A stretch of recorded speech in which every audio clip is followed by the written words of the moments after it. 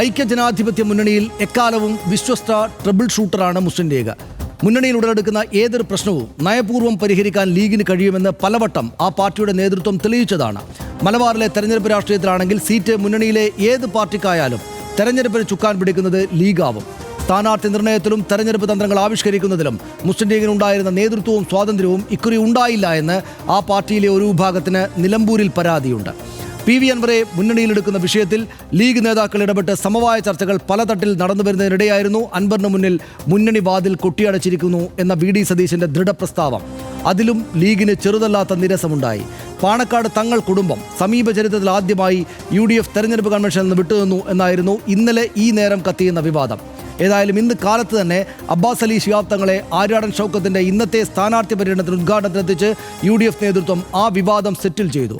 മുഖ്യമന്ത്രിക്കെതിരെ മലപ്പുറം വിരുദ്ധ വിവാദ പരാമർശ കാർഡ് ഒരിക്കൽ കൂടി പുറത്തെടുത്ത UDFന്റെ മറ്റൊരു രാഷ്ട്രീയ നീക്കം. പിണറായി വിജയനും CPIM-ഉം മലപ്പുറം വിരുദ്ധരാണ് എന്ന ആക്ഷേപം മുൻനിര നേതാക്കൾ ആവർത്തിക്കുന്നതാണ് ഇന്ന് കണ്ടുവരാം. നിലമ്പൂരിലെ രാഷ്ട്രീയ കളത്തിൽ മാറിമറിയുന്ന കരുനീക്കങ്ങൾ. RDX റാപ്പ് 59 സെക്കൻഡിൽ. ഇന്നലെ നടന്ന UDF തെരഞ്ഞെടുപ്പ് കൺവെൻഷനിൽ നിന്ന് പാണക്കാട് തങ്ങൾ കുടുംബം വിട്ടുനിന്നത് വലിയ ചർച്ചകൾക്കാണ് തുടക്കമിട്ടത്. എന്നാൽ വലിയ വിവാദമാകും മുമ്പേ പരിഹാരവുമായി പാണക്കാട് അബ്ബാസ് അലി തങ്ങൾ ഷൗക്കത്തിന്റെ തെരഞ്ഞെടുപ്പ് പര്യടനത്തിനായി നിലമ്പൂരിലെത്തി. പാണക്കാട് കുടുംബത്തിൽ നിന്ന് ആരും പങ്കെടുക്കാത്ത UDF തെരഞ്ഞെടുപ്പ് കൺവെൻഷൻ സമീപകാല ചരിത്രത്തിൽ ആദ്യമായിരുന്നു. ആ വിവാദം സെറ്റിൽ ചെയ്യുന്നതിനൊപ്പം UDF പുതിയൊരു ആയുധവും പുറത്തെടുത്തു. അബ്ബാസ് അലി പങ്കെടുക്കാതിരുന്ന അതേ UDF കൺവെൻഷനിൽ AICC general secretary KC Venugopal തുടങ്ങിവെച്ച ഒരു ചർച്ച ഇന്നാണ് പതിയെ കത്തിപ്പിടിച്ചത്. ഹിന്ദു പത്രത്തിന് നൽകിയ അഭിമുഖത്തിൽ സ്വർണ്ണക്കടത്തുകാരുടെ നാടെന്ന് മുഖ്യമന്ത്രി പിണറായി വിജയൻ മലപ്പുറത്തെ അപമാനിച്ചു എന്ന വിവാദമാണ് KC പുറത്തെടുത്തത്. ഇന്ന് KPCC പ്രസിഡന്റ് സണ്ണി ജോസഫും രമേശ് ചെന്നിത്തലയും ഇതുതന്നെ ആവർത്തിച്ചതോടെ കോൺഗ്രസ് വരും ദിവസങ്ങളിൽ ആവർത്തിച്ച് ചർച്ചയാക്കി കത്തിച്ചു നിർത്താൻ പോകുന്നതും മുഖ്യമന്ത്രിയുടെ ഈ വിവാദ പരാമർശം തന്നെയാകുമെന്നാണ് സൂചന. RDX rap news Malayalam.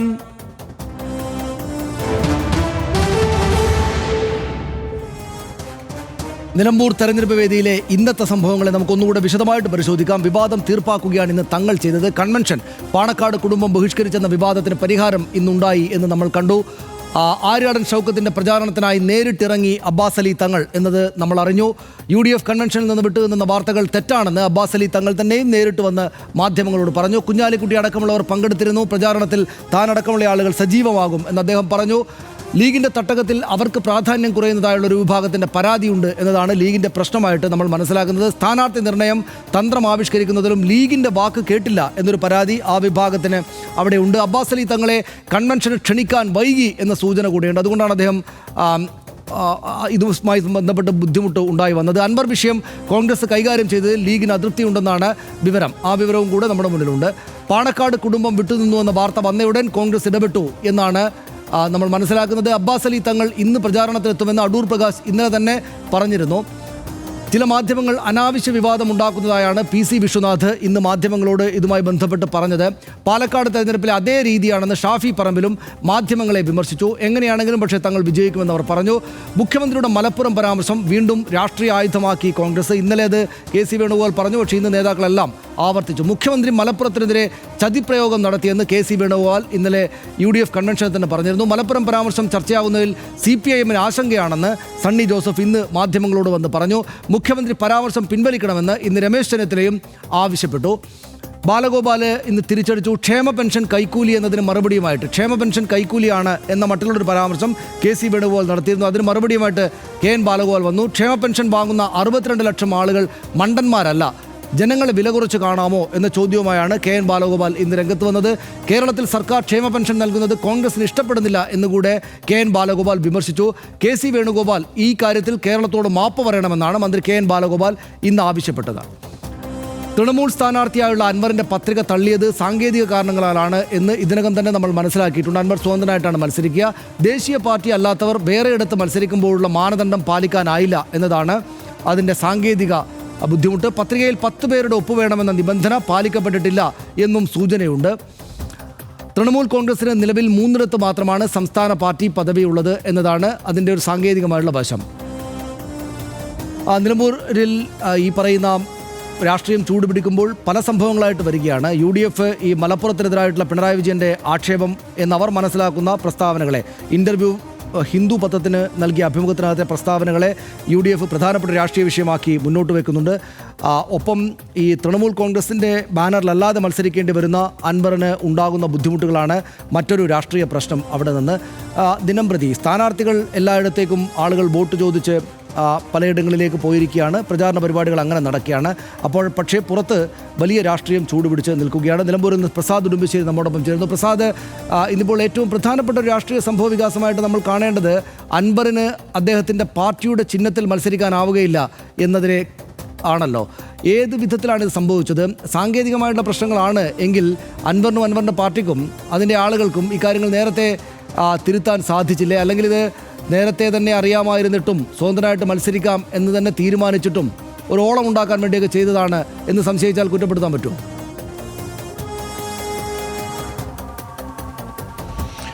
Saneesh, ഇത് ഇവർ പത്രിക കൊടുത്തതിന് ശേഷമാണ് അതായത് ആ പത്രിക കൊടുക്കുന്ന സമയത്ത് തന്നെ ഒരു ആശയക്കുഴപ്പം നിലനിന്നിരുന്നു. അങ്ങനെയാണ് നിയമോപദേശത്തിന്റെ അടിസ്ഥാനത്തിൽ 2 പത്രിക സമർപ്പിക്കാൻ, അത് ഒന്ന് സ്വതന്ത്ര സ്ഥാനാർത്ഥിയായിട്ടും മറ്റൊന്ന് തൃണമൂൽ കോൺഗ്രസിന്റെ സ്ഥാനാർത്ഥിയായിട്ടും പത്രിക കൊടുക്കാൻ PV അൻവർ തീരുമാനിച്ചിട്ടുള്ളത്. ഈ ദേശീയ പാർട്ടി പദവിയുള്ള ഒരു പാർട്ടിയാണ് എങ്കിൽ പത്രിക കൊടുക്കുന്ന സമയത്ത് ഒരാൾ മാത്രം ഒപ്പിട്ടാൽ മതി. അതല്ല, സ്വതന്ത്ര സ്ഥാനാർത്ഥിയായിട്ടാണ് നിൽക്കുന്നതെങ്കിൽ 10 പേരുടെ പിന്തുണ ആവശ്യമാണ്. അതാണ് ഇവിടെ ഈ സംഭവിച്ചിട്ടുള്ള ഒരു സാങ്കേതിക പിഴവ്. തൃണമൂൽ കോൺഗ്രസ് ദേശീയ പാർട്ടി പദവി ഇല്ലാത്തൊരു പാർട്ടിയാണ്.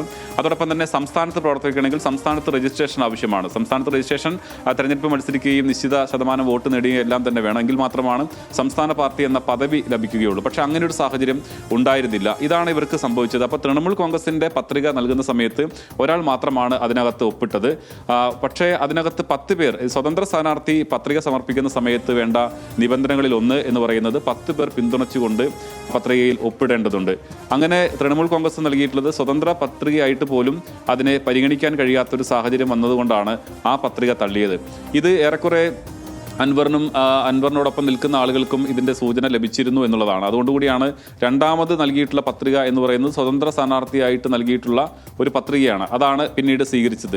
എന്തായാലും അൻവറിനെ സംബന്ധിച്ചിടത്തോളം അൻവർ ആഗ്രഹിച്ചിരുന്നത് അദ്ദേഹം കഴിഞ്ഞ തവണ മത്സരിച്ചിരുന്ന ഓട്ടോറിക്ഷ ചിഹ്നത്തിൽ തന്നെ മത്സരിക്കുക എന്നുള്ളതാണ്. അതിലേക്ക് തന്നെ ആ ഒരു ചിഹ്നം ആവശ്യപ്പെടും. സ്വാഭാവികമായും ഒരേ ചിഹ്നത്തിന് ഒന്നിൽ കൂടുതൽ ആളുകൾ ഉണ്ട് എങ്കിൽ അത് നറുക്കെടുപ്പിലൂടെയാണ് അത് പിന്നീട് വരിക. നമുക്കറിയാം, പാലക്കാട് തെരഞ്ഞെടുപ്പിൽ സമാനമായ ഒരു സാഹചര്യം ഉണ്ടായിരുന്നു. സരിൻ ഓട്ടോറിക്ഷ ചിഹ്നം ആവശ്യപ്പെട്ടു. മറ്റൊരു സ്വതന്ത്ര സ്ഥാനാർത്ഥി, അന്ന് കോൺഗ്രസിന്റെ അവിടുത്തെ പ്രവർത്തകനായ, അവിടുത്തെ ഭാരവാഹി കൂടിയായിട്ടുള്ള ഒരാൾ അത് സ്വതന്ത്ര സ്ഥാനാർത്ഥി അതിൽ മത്സരിക്കുകയും അതേ ചിഹ്നം ആവശ്യപ്പെടുകയും ചെയ്തിട്ടുണ്ട്. അപ്പോൾ അങ്ങനെ ഒരേ ചിഹ്നത്തിന് 2 പേർ വരുമ്പോൾ പിന്നീട് നറുക്കിടുകയാണ് ചെയ്തത്. ഇവിടെയും അതിനൊരു സാധ്യത നമ്മൾ കാണാം. അൻവർ സാദത്ത് എന്ന് പറയുന്ന മറ്റൊരു സ്വതന്ത്ര സ്ഥാനാർത്ഥി കൂടി പത്രിക സമർപ്പിച്ചിട്ടുണ്ട്. അപ്പോൾ ഒരേ ചിഹ്നത്തിൽ ഒന്നിൽ കൂടുതൽ ആളുകൾ ഉണ്ടാകാം. അത് UDFന്റെ ഒക്കെ ഒരു തന്ത്രപരമായി ഒരു നീക്കങ്ങൾ ഉണ്ടാകുമെന്നാണ് ഞാൻ കരുതുന്നത്. കാരണം ഓട്ടോറിക്ഷ ചിഹ്നം എന്ന് പറയുന്നത് അൻവർ കഴിഞ്ഞ 2 തെരഞ്ഞെടുപ്പിൽ ഇവിടെ മത്സരിച്ച ചിഹ്നമാണ്. ഇവിടുത്തെ ആളുകൾക്ക് അറിയാവുന്ന ഒരു ചിഹ്നമാണ്. അപ്പോൾ അൻവറിന്റെ മനസ്സിലിരിപ്പ് ഈ ഒരു ചിഹ്നം കിട്ടുക എന്നുള്ളതായിരിക്കാം. അപ്പോൾ അതുകൊണ്ടുകൂടിയായിരിക്കാം സ്വതന്ത്ര ചിഹ്നം എന്നുള്ളത് കൊടുത്തിട്ടുണ്ടാകുക. നിശ്ചയമായിട്ടും അതൊരു സാങ്കേതികമായ കാര്യം കൂടിയാണ്. മറ്റൊരു പ്രധാനപ്പെട്ട വിഷയത്തിലേക്ക് പോയാൽ പ്രസാദ്, ഈ രാഷ്ട്രീയമായിട്ട് ഏത് നിലക്കാണ് അവിടെ ഈ നിലമ്പൂർ മണ്ഡലം ചൂടുപിടിച്ചുകൊണ്ടിരിക്കുന്നത്? ഈ മലപ്പുറം പരാമർശം, മുഖ്യമന്ത്രി പിണറായി വിജയൻ ഹിന്ദു പത്രത്തിന് കൊടുത്ത അഭിമുഖത്തിനകത്ത് അദ്ദേഹം നടത്തിയ പരാമർശത്തെ ഇപ്പോൾ വലിയ വിഷയമായിട്ട് അവതരിപ്പിക്കുകയാണ്. ഇന്നലെ KC വേണുഗോപാൽ ഏറ്റവും പ്രധാനപ്പെട്ട പോയിന്റായിട്ട് അതാണ് വെച്ചത്. ഇന്നിപ്പോൾ സണ്ണി ജോസഫ് 2 തവണ അത് ആവർത്തിക്കുകയുണ്ടായി. രമേശ് ചെന്നിത്തലയും പറഞ്ഞു. അത് ഒരു പ്രധാനപ്പെട്ട രാഷ്ട്രീയ ആരോപണമായിട്ട് മുന്നോട്ട് വെച്ചാൽ നേട്ടമുണ്ടാക്കാൻ പറ്റുമെന്നാണോ UDF വിചാരിക്കുന്നത്? അതിൻ്റെ ഒരു അവിടെ നിലമ്പൂരിൽ അതെങ്ങനെയായിരിക്കും വർക്ക് ചെയ്യുക? സനീഷ്, നമ്മൾ UDFൽ ഒരു നേതാവുമായി സംസാരിച്ചപ്പോൾ അദ്ദേഹം പറഞ്ഞ ഒരു കാര്യം പങ്കിടാമെന്ന് തോന്നുന്നു. കാരണം M സ്വരാജ് സ്ഥാനാർത്ഥിയായി വരുമെന്ന് ഒരുപക്ഷെ അവർ പ്രതീക്ഷിച്ചിരുന്നില്ല എന്നുള്ളതാണ്. കാരണം അതിൽ CPM അവിടെ വളരെ നല്ലൊരു നീക്കം നടത്തി M സ്വരാജ് സ്ഥാനാർത്ഥിയാകുന്നു. M സ്വരാജ് ഇത്തരം വിഷയങ്ങളിൽ സ്വീകരിച്ചിട്ടുള്ള സമീപനം നമുക്കറിയാം. ഇപ്പോൾ ഇത്തരം വിഷയങ്ങളിൽ, ഇപ്പോൾ മുസ്ലിം വിഭാഗവുമായി ബന്ധപ്പെട്ടുള്ള വിഷയങ്ങളാണെങ്കിലും അത് ദേശീയ തലത്തിലാണെങ്കിലും അന്തർദേശീയ തലത്തിലാണെങ്കിലും സ്വരാജിൻ്റെ നിലപാടുകൾ അറിയാം. അതിനൊരു വലിയ പിന്തുണ ഉണ്ട്.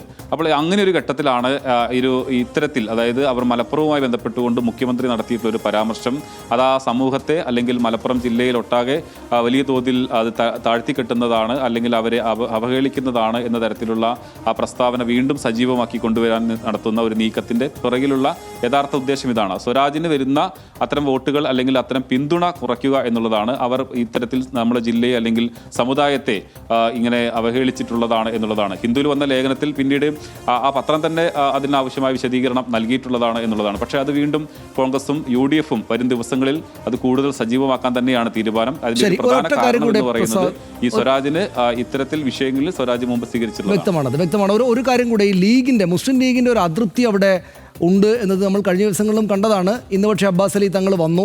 പക്ഷേ വന്നെങ്കിലും രണ്ടാമത്തെ ഒരു ചോദ്യം വരുമ്പോഴേക്ക് അദ്ദേഹത്തെ കൂട്ടിക്കൊണ്ടുപോകുന്ന നിലയാണ് ഉണ്ടായത്.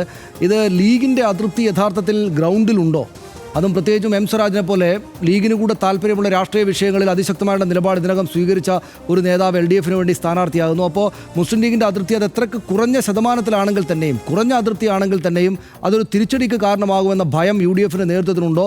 അല്ലെങ്കിൽ 19-ാം തീയതി ആകുമ്പോഴേക്ക് ഇക്കാര്യങ്ങളെല്ലാം മാനേജ് ചെയ്ത് മുന്നണി ഒറ്റക്കെട്ടായിട്ട് മുന്നണിയുടെ ഏറ്റവും താഴെത്തട്ടിലെ പ്രവർത്തകരടക്കം ഒറ്റക്കെട്ടായി ഒന്നിച്ചു നിന്നിട്ട് സ്വരാജിനെതിരായിട്ട് വോട്ട് ചെയ്യും എന്ന ആത്മവിശ്വാസം തന്നെയാണോ ഇവർക്കുള്ളത്? അത്തരം അതൃപ്തികൾ പരിഹരിക്കാനുള്ള ശ്രമം സജീവമായി തന്നെ നടക്കുന്നുണ്ട് എന്നുള്ളതാണ്. ഇപ്പോൾ കഴിഞ്ഞ UDF കൺവെൻഷനുമായി ബന്ധപ്പെട്ടുകൊണ്ട് ഒരു ആശയക്കുഴപ്പം സംഭവിച്ചത്, ഈ കൺവെൻഷന്റെ തീയതി നിശ്ചയിച്ച സമയത്ത് അവർ കോൺഗ്രസിന്റെ ജനറൽ സെക്രട്ടറി KC വേണുഗോപാലിന്റെ തീയതി മാത്രമാണ് പരിഗണിച്ചത്. ഇവിടെ അബ്ബാസ് അലി തങ്ങളെയോ അല്ലെങ്കിൽ സാദിഖ് അലി തങ്ങൾ ഹജ്ജിന് പോയതാണ്. പിന്നീട് ഇവിടെ ഉണ്ടായിട്ടുള്ള ജില്ലാ പ്രസിഡന്റ് ഉൾപ്പെടെയുള്ള ആളുകളുടെ തീയതിയോ അല്ലെങ്കിൽ അവരുടെ സമയമോ നോക്കിയിരുന്നില്ല എന്നുള്ളതാണ്. അപ്പോൾ അതിനകത്തൊരു അതൃപ്തി ഉണ്ടായിരുന്നു. പക്ഷേ അത് വലിയ ചർച്ചയായപ്പോൾ, വിവാദമായി അത് വളരെ വേഗത്തിൽ പരിഹരിക്കാനുള്ള ശ്രമമാണ് കോൺഗ്രസും അതോടൊപ്പം തന്നെ UDF-ഉം എല്ലാം തന്നെ നടത്തുന്നത്. അങ്ങനെയാണ് ഇന്നിപ്പോൾ ജില്ലാ പ്രസിഡന്റായ അബ്ബാസ് അലി തങ്ങൾ വരികയും ഇവിടെ ഇന്നത്തെ പോത്തുകല്ലിലുള്ള പരിപാടിയിലെല്ലാം തന്നെ പങ്കെടുക്കുകയും മുണ്ടേരിയിൽ നടത്തുന്ന പരിപാടിയിൽ പങ്കെടുക്കുകയും എല്ലാം തന്നെ ചെയ്തിട്ടുള്ളത്. ലീഗിനെ സംബന്ധിച്ചിടത്തോളം തുടക്കത്തിൽ സനീഷ് പറഞ്ഞതുപോലെ ഒരു പ്രശ്നം വരുന്ന സമയത്ത് അത് സജീവമായി ഇടപെടുകയും പരിഹരിക്കുകയും ചെയ്യുന്നതാണ് നമ്മൾ കഴിഞ്ഞ കുറേ കാലങ്ങളായി. അതിപ്പോൾ K കരുണാകരനും AK ആന്റണിയും അവരുടെ പാർട്ടിക്കകത്ത് പോലും വലിയ പ്രശ്നങ്ങൾ ഉണ്ടാകുന്ന സമയത്ത് പോലും, അല്ലെങ്കിൽ KM മാണി നിൽക്കുന്ന സമയത്ത് പോലും വലിയ പ്രശ്നങ്ങൾ ഉണ്ടാകുമ്പോൾ അതിൽ PK കുഞ്ഞാലിക്കുട്ടി വഹിക്കുന്ന ഒരു പങ്ക് വളരെ നിർണായകമാണ്. പക്ഷേ ഇത്തവണ അദ്ദേഹത്തിന് അത് പൂർത്തിയാക്കാൻ, ആ ഒരു ചർച്ച പൂർത്തിയാക്കാൻ, ഇപ്പോൾ PV അൻവറുമായി ബന്ധപ്പെട്ട വിഷയങ്ങൾ ആണെങ്കിലും അതൊരു ചർച്ച പൂർത്തിയാക്കാനോ ഒന്നും തന്നെ കഴിഞ്ഞില്ല എന്നുള്ളതാണ്. അതിനകത്തൊരു പ്രധാന കാരണം VD സതീശൻ എടുത്തിട്ടുള്ള, അല്ലെങ്കിൽ VD സതീശനൊപ്പം നിൽക്കുന്ന ആളുകൾ എടുത്തിട്ടുള്ള ഒരു കർക്കശ നിലപാടാണ്. അങ്ങനെ ഒന്ന് ലീഗ് സമീപകാലങ്ങളിൽ ലീഗിന്റെ ഈ മുന്നണിയുമായി ബന്ധപ്പെട്ടുകൊണ്ടുള്ള അവരുടെ ഒരു കാലങ്ങളിൽ ഇത്രയും കർക്കശമായി കോൺഗ്രസ് നിൽക്കുന്നത് കണ്ടിട്ടില്ല. അപ്പോൾ അതിനകത്തൊരു അതൃപ്തി പാർട്ടി നേതാക്കൾക്കിടയിൽ തന്നെയുണ്ട്. അവരുടെ മലപ്പുറത്ത് ചേർന്ന യോഗത്തിൽ, മുസ്ലിം ലീഗിന്റെ യോഗത്തിലെല്ലാം തന്നെ അത് പങ്കുവെക്കുകയും എല്ലാം തന്നെ ചെയ്തിട്ടാണ്. ഈ തെരഞ്ഞെടുപ്പിൽ അങ്ങനെ അവർ വിചാരിക്കുന്നത് പോലെ അല്ല തെരഞ്ഞെടുപ്പ് ഫലമെങ്കിൽ അത് വലിയ പ്രശ്നങ്ങൾക്ക് തന്നെ വഴിവെക്കുമെന്ന കാര്യത്തിൽ ഒരു തർക്കവുമില്ല. ശരി, നന്ദി പ്രസാദ്. വിവരങ്ങൾക്ക് വളരെ സമഗ്രമായിട്ടുള്ള വിശദാംശങ്ങളാണ് പ്രസാദ് ഉടുമ്പശ്ശേരി അവിടെ നിന്ന് നൽകിയത്. മുസ്ലിം ലീഗിന് ഒരു അതൃപ്തിയുണ്ട് എന്ന കാര്യത്തിൽ യാതൊരു സംശയവുമില്ല. അവർക്ക് പല കാരണങ്ങളാണ് അതൃപ്തിയുണ്ട്. ആര്യാടൻ ഷൗക്കത്ത് നേരത്തെ പാണക്കാട് തങ്ങൾക്കെതിരെ വ്യക്തിപരമായിട്ടും അദ്ദേഹത്തിൻ്റെ കുടുംബത്തിനെതിരെയും നടത്തിയ പ്രസ്താവനകൾ ഇപ്പോഴും വീഡിയോകളായിട്ട് അവിടെ പ്രചരിക്കുന്നു എന്നതാണ് ഏറ്റവും പ്രധാനപ്പെട്ട കാര്യം. ആര്യാടൻ മുഹമ്മദ്, ഇദ്ദേഹത്തിൻ്റെ പിതാവ്, ആര്യാടൻ ഷൗക്കത്തിൻ്റെ പിതാവ് ആര്യാടൻ മുഹമ്മദ് എക്കാലത്തും പാണക്കാട് കുടുംബത്തെയും മുസ്ലിം ലീഗിനെയും നല്ല തോതിൽ വിമർശിക്കുന്ന ഒരു നേതാവായിരുന്നു എന്ന കാര്യം അവിടെയുണ്ട്. അതോടൊപ്പമാണ് PV അൻവറുമായി ബന്ധപ്പെട്ട വിഷയങ്ങളെ കൃത്യമായിട്ട് ഇടപെട്ട് പരിഹരിക്കാനുള്ള അവസരം മുസ്ലിം ലീഗിന് നൽകിയിട്ടില്ല. മുസ്ലിം ലീഗിന് അപ്പുറത്തേക്ക് കടന്നിട്ട് VD സതീശൻ നിലപാട് സ്വീകരിച്ച് കളഞ്ഞു എന്ന വിമർശം ഉള്ളതായിട്ട് അവിടെ ചർച്ച സ്വാഭാവികമായിട്ടും വരുന്നത്. പക്ഷേ UDF ഐക്യജനാധിപത്യ മുന്നണിയാണ്. ഈ തെരഞ്ഞെടുപ്പിൽ ഈ ഐക്യം പരമാവധി കാണിച്ചില്ലെങ്കിൽ വലിയ തിരിച്ചടിയാണ് തങ്ങൾക്കുണ്ടാവുക എന്ന നല്ല ബോധ്യം UDF നേതാക്കൾക്കാകെയുണ്ട്.